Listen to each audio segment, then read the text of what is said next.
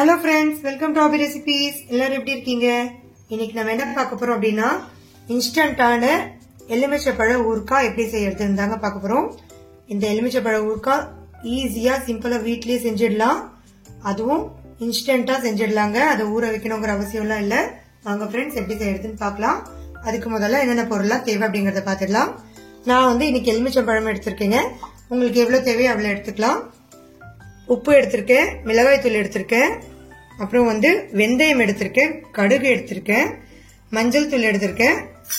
இங்க பாருங்க கொஞ்சமா வெல்லம் எடுத்திருக்கேங்க. அதுக்கப்புறம் நல்லெண்ணெய் எடுத்திருக்கேன். தாளிக்கிறதுக்காக நல்லெண்ணெய் எடுத்துக்கோங்க. அதுதான் டேஸ்ட் நல்லா இருக்கும். அப்படி இல்லைன்னா நார்மலான நம்ம வீட்டுல யூஸ் பண்ற அந்த எண்ணெயை கூட எடுத்துக்கலாம். அதுக்கப்புறமா பெருங்காயம் எடுத்திருக்கேங்க. பெருங்காய தூள் எடுத்திருக்கேன். வாங்க ஃப்ரெண்ட்ஸ் எப்படி செய்யறதுன்னு பாத்துடலாம். நம்ம இந்த ஊறுகாய் செய்யறதுக்காக நம்ம எலுமிச்சை பழத்தை கொஞ்சமா வேக வச்சு எடுத்துக்க போறோங்க. அதுக்கு வந்து நான் தண்ணியே சூடாகிறதுக்காக வச்சிருக்கேன். தண்ணி சூடாயிடுச்சு. அதுல நம்ம எடுத்து வச்சிருந்த எலுமிச்சை பழத்தை சேர்த்துடலாங்க.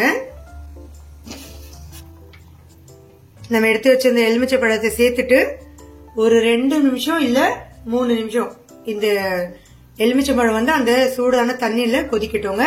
அதோட ஸ்கின் வந்து சாஃப்ட் ஆகணும். இந்த மேல இருக்க இந்த தோல் கொஞ்சம் சாஃப்ட் ஆகணும்.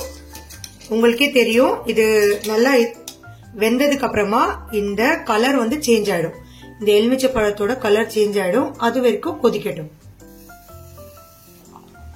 இங்க பாருங்க ஃப்ரெண்ட்ஸ், இந்த எலுமிச்சை பழம் வந்து 3 நிமிஷமா நல்லா கொதிச்சிடுச்சு. இப்ப பாருங்க நல்லா கலர் சேஞ்ச் ஆயிடுச்சு. பாருங்க ஸ்கின்னும் வந்து நல்லா சாஃப்ட் ஆயிடுச்சு. உங்களுக்கு பார்த்தாவே தெரியும் ஸ்கின் வந்து நல்லா சாஃப்ட் ஆயிடுச்சு. இப்போ ஆஃப் பண்ணிட்டு எலுமிச்சை பழத்தை ஒரு வடிகட்டில இந்த மாதிரி எடுத்து ஆற வச்சிருங்க. இதை நல்லா ஆற வச்சிருங்க ஃப்ரெண்ட்ஸ். இது நல்லா ஆறட்டும். ஆறுனதுக்கு அப்புறமா இதை கட் பண்ணிட்டு நம்ம வந்து தாளிச்சிடலாம். இங்க பாருங்க ஃப்ரெண்ட்ஸ், இந்த எலுமிச்சை பழம் வந்து நல்லா ஆறிட்டு இருக்கட்டும். அது வரைக்கும் நம்ம வந்து இந்த வெந்தயமும் கடுகும் சேர்த்து ட்ரை ரோஸ்ட் பண்ணிட்டு அதை ஒரு பவுடரா எடுத்து வச்சுக்கலாங்க. அதுக்கு நான் ஒரு சின்ன பேன் வச்சுக்கிறேன். பேன் வச்சு ஆன் பண்ணிக்கிட்டேன். கொஞ்சம் சூடாகட்டும். இந்த பேன் நல்லா சூடாயிடுச்சு. சூடான உடனே ஒரு 2 ஸ்பூன் அளவுக்கு வெந்தயத்தை ஆட் பண்ணிக்கலாங்க. அதுலயே ஒரு 2 ஸ்பூன் அளவுக்கு கடுகு ஆட் பண்ணிக்கலாம். ஆட் பண்ணிட்டு இது ரெண்டுத்தையுமே வந்து நல்லா ட்ரை ரோஸ்ட் பண்ணிக்கலாங்க. கொஞ்சம் இதோட கலர் மாறணும். வெந்தயத்தோட கலரும் கடுகு வந்து கொஞ்சமா பொரியணும். அது வரைக்கும் நம்ம இதை ட்ரை ரோஸ்ட் பண்ணிக்கலாம்.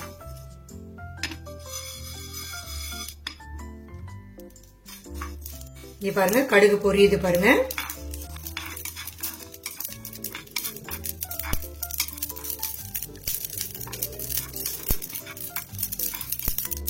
கடுகு வந்து நல்லா பொரிய ஆரம்பிச்சிடுச்சு. இப்போ வெந்தயத்தோட கலரும் சேஞ்ச் ஆயிடுச்சுங்க. இப்போ இதை ஆஃப் பண்ணிடலாம். ஆஃப் பண்ணிட்டு ஆற வச்சு இதை பவுடர் பண்ணி எடுத்துக்கலாம். இங்க பாருங்க ஃப்ரெண்ட்ஸ், நம்ம வறுத்து வச்சிருந்த கடுகையும் வெந்தயத்தையும் நான் வந்து ஃபைனா பவுடரா அரைச்சி எடுத்து வந்துங்க. இதை வச்சிடலாம். இங்க பாருங்க ஃப்ரெண்ட்ஸ், லெமன் நல்லா ஆறிடுச்சு. லெமனை கட் பண்ணிடலாம். லெமன் கட் பண்றதுக்கு முன்னாடி நம்ம வந்து கட்டிங் பேடுக்கு கீழே ஒரு பவுல் வச்சுக்கலாங்க. எதுக்கு அப்படின்னா இந்த லெமன்ல இருந்து வர ஜூஸை வேஸ்ட் பண்ணக்கூடாது. எல்லாத்தையுமே நம்ம வந்து இந்த ஊறுகாயில சேர்த்துடணுங்க. அதுக்காக ஒரு பவுல் வச்சுக்கோங்க. இப்போ இந்த லெமனை கட் பண்ணிடலாம். இந்த லெமனை சின்ன சின்ன பீசஸா கட் பண்ணிக்கோங்க.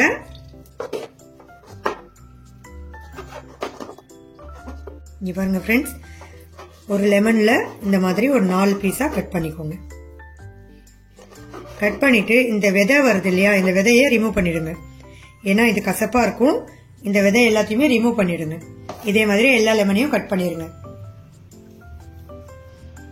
இங்க பாருங்க ஃப்ரெண்ட்ஸ், இந்த லெமன் எல்லாத்தையுமே இந்த மாதிரி கட் பண்ணி எடுத்துக்கிட்டு இங்க பாருங்க இந்த ஜூஸ் எவ்வளவு நிக்குது பாருங்க. இதுல இந்த ஜூஸோட அப்படியே நம்ம கட் பண்ணி எடுத்துக்கலாம். இப்போ இதுல கொஞ்சமா மஞ்சள் தூள் சேர்த்துக்கோங்க. அதுக்கப்புறம் மிளகாய் தூள். மிளகாய் தூள் வந்து ஒரு 3 ஸ்பூன் அளவுக்கு சேர்த்துக்கோங்க. கொஞ்சம் அதிகமா இருந்தா நல்லா இருக்கும் ஃப்ரெண்ட்ஸ். அதுக்காக இது சேர்த்துக்கோங்க. அப்புறம் உப்பு வந்து 1 ஸ்பூன் ஃபுல்லா சேர்த்துக்கோங்க. அப்புறம் நம்ம வந்து அரைச்சி வச்சோம் இல்லையா அந்த பவுடர், அந்த பவுடரை ஒரு 3 ஸ்பூன் அளவுக்கு சேர்த்துக்கோங்க. இந்த பவுடர் வந்து மீதி இருந்தா எதுவும் பண்ணாதீங்க. இது பொரியல் செய்யும் போது யூஸ் ஆகுங்க. இது மீதி இருந்துச்சுன்னா அப்படியே எடுத்து வச்சிருங்க. இப்ப இது எல்லாத்தையுமே நல்லா மிக்ஸ் பண்ணிக்கலாம். இங்க பாருங்க ஃப்ரெண்ட்ஸ், இது எல்லாத்தையுமே நல்லா மிக்ஸ் பண்ணிக்கலாங்க.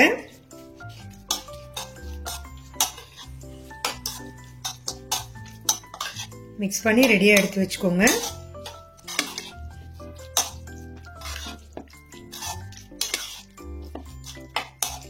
நல்லா மிக்ஸ் பண்ணியாச்சு. இப்போ நம்ம வந்து ஒரு கடாய் வச்சு ஆன் பண்ணிக்கலாங்க. ஒரு கடாய் வச்சு 3 டேபிள் ஸ்பூன் அளவுக்கு நல்லெண்ணெய் சேர்த்தாச்சு. எண்ணெய் நல்லா சூடாயிடுச்சுங்க. இப்போ இதுல கடுகு ஆட் பண்ணிடலாம்.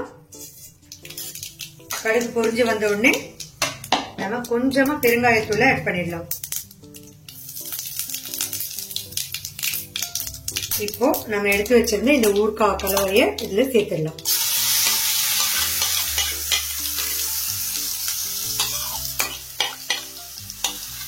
இந்த மசாலாலாம் சுத்தமா எதுவுமே வேஸ்ட் பண்ண வேண்டாம். எல்லாத்தையுமே இதுல கலந்து விட்டுருங்க. இங்க பாருங்க ஃப்ரெண்ட்ஸ், அந்த நல்லெண்ணெயில இந்த ஊறுகாய் வந்து ஒரு 2 நிமிஷத்துக்கு இந்த மாதிரி வதங்கட்டும். வதங்கினதுக்கு அப்புறமா சால்ட் வந்து டேஸ்ட் பண்ணிருங்க. சால்ட் செக் பண்ணிருங்க. கம்மியா இருந்துச்சு அப்படின்னா கொஞ்சமா சேர்த்துக்கோங்க. சேர்த்துட்டு இப்ப நம்ம எடுத்து வச்சிருந்தோம் இல்லையா வெல்லம், இந்த வெல்லத்தை இதுல கலந்தாச்சு. கலந்துக்கோங்க. கலந்துட்டு ஒரு 2 நிமிஷம் இந்த வெல்லம் உருகிற வெள்ளக்கும் இதை வந்து வதக்கிக்கோங்க. வதக்கிட்டு ஆஃப் பண்ணிருங்க. அவ்வளவுதான், சூப்பரான ஊறுகாய், இன்ஸ்டன்ட் லைம் ஊறுகாய் ரெடி. பாருங்க ஃப்ரெண்ட்ஸ், வெல்லம் நல்லா உருகிடுச்சு. இப்ப இதை ஆஃப் பண்ணிடலாம். இங்க பாருங்க ஃப்ரெண்ட்ஸ், வெல்லம் வந்து நல்லா உருகிடுச்சுங்க. இப்ப நம்ம இந்த ஸ்டவ் ஆஃப் பண்ணிடலாம். இதே மாதிரி நிறைய ரெசிபிஸ் வந்து நான் என்னோட சேனல்ல அப்லோட் பண்ணிருக்கேன் ஃப்ரெண்ட்ஸ். உங்களுக்கு தேவைப்பட்டுச்சுன்னா நீங்க போயிட்டு பாத்துக்கலாம். பாருங்க இவ்வளவு சூப்பரான ஊறுகாய் பாருங்க, சூப்பரா ரெடி ஆயிடுச்சுங்க. இதே மாதிரியே நீங்க உங்க வீட்டுல ட்ரை பண்ணி பாருங்க. கண்டிப்பா ட்ரை பண்ணி பார்த்துட்டு எப்படி இருந்துச்சு அப்படிங்கறத எனக்கு கமெண்ட் பண்ணி சொல்லுங்க ஃப்ரெண்ட்ஸ். இந்த வீடியோ உங்களுக்கு பிடிச்சிருந்துச்சுன்னா லைக் பண்ணுங்க, ஷேர் பண்ணுங்க, கமெண்ட் பண்ணுங்க. மறக்காம என்னோட சேனலுக்கு சப்ஸ்கிரைப் பண்ணுங்க ஃப்ரெண்ட்ஸ். தேங்க்யூ.